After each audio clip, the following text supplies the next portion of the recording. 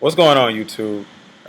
Normally, I know I do these quick videos and give you this information, but I just want to take a minute and just share something with you that I hope will stimulate your thinking as well and maybe help you in some way.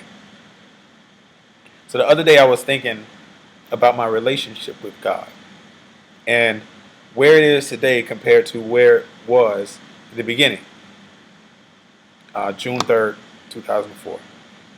At this moment, I was in Baghdad, Iraq, living in the dirt and in a bombed out building. We would go to church every Sunday with three other people, and we just had a great time praising the Lord.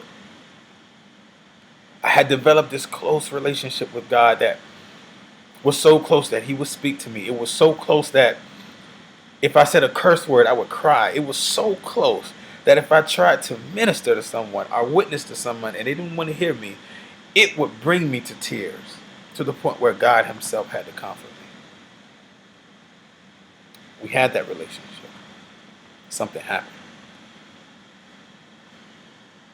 Now, any of you who read my books know this about me. I was adopted at birth by beautiful parents.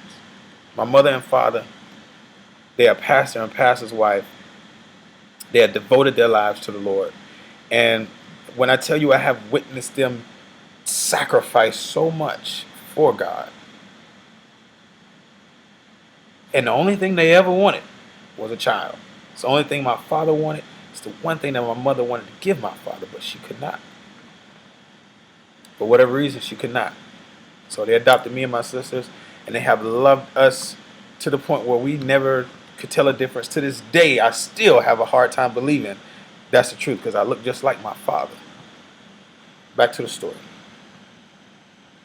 This is the story of my faith being rocked. I called my mom from Iraq. My mom sounded like a little girl. I said, "Mom, what's going on? You sound really happy." She says, "Guess what?" And immediately it came to me. "Mom, tell me that at 47 years old, you're not pregnant." I'm pregnant. Wow. Wow. Now, look at God. Look at God. Now, this was big because my community was dead. This is the hood. This is the ghetto. This is, there's not a whole lot of God there. Activated God. So, excuse me, it's late. She was pregnant. I went on leave months later. 6 months later, I think it was. She was 8 months pregnant. While I was home on leave, my father called me downstairs. He says, "Son, I need you to put your praying hat on." I said, "Dad, what's going on?" "I'm ready." He said, "Your mother has not felt the baby move in 2 to 3 days." Now, I wasn't scared. I was excited because I felt like God is about to move. I got down on my knees and I prayed. I put my hands on my mother's stomach and I prayed. And I didn't have any doubt because I knew my father, he got into the Bible, he was flipping those pages. He was like, "Look at what God said, look at what God said. God delivered this baby." And we just knew that once they went to the hospital, they was coming back with a live baby. We knew. My dad called me and he said, "Son, the baby didn't make it. And your mom had to have a stillborn child." Now, for those of you who don't know what a stillborn child is, that means that baby died inside of her and she had to push it out. My mother had to push out a dead child.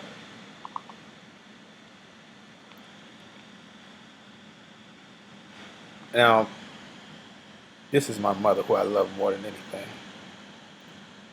And I'm I'm imagining her push out this child, the only thing that she's ever wanted.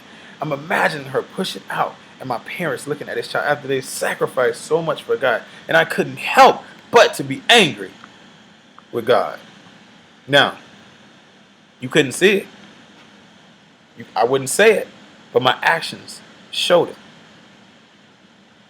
Sometimes things come in our life to rock our faith, specifically targeted at us to rock our faith. And the enemy knows exactly what to attack because that is the one thing I love more than anything. You have one thing that you love more than anything, you better watch out because that's the one thing that can get attacked. and it worked.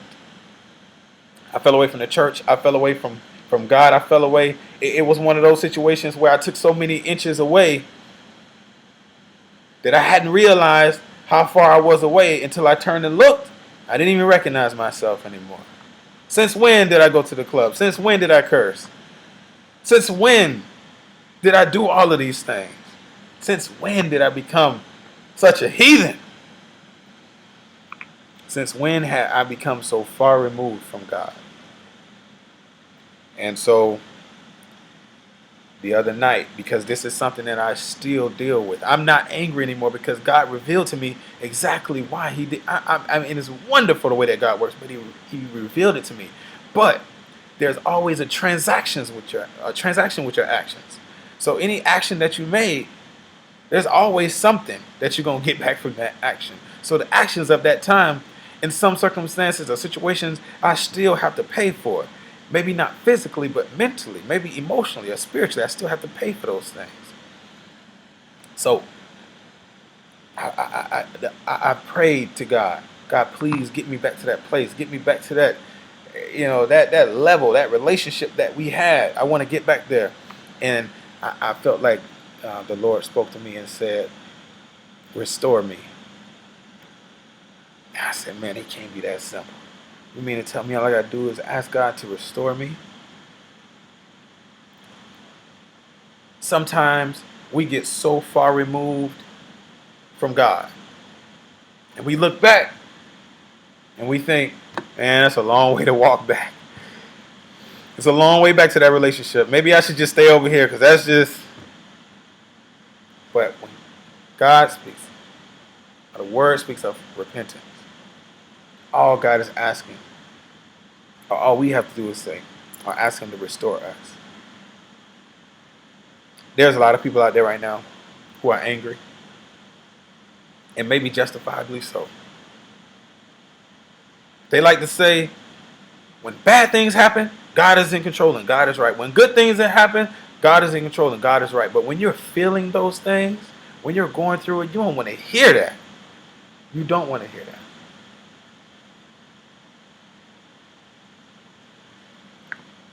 And you have to remember that your faith will be under attack. Now, I'm no pastor. I'm just telling y'all what I'm going through. When I tweet, I'm telling you what I'm going through. When I make videos, I'm telling you what I've been through. I'm not a perfect person. I'm not a pastor. But what I am telling you that if you are that far removed from God, all you have to do is ask Him, restore me. Restore me. Now, is the process going to be overnight? It's up to God. But that's what He spoke. That's what He said when He spoke to me, restore me. And it's just something that I want to share with you all, because there's a lot of people right now who are hurting, who have lost somebody, who have been through something, and who are angry and who are going through it right now. And my advice to you is to approach God with love and sincerity. And if you have become far removed from Him and you want to go back, just to ask Him to restore you. Good luck, everybody. Hotep.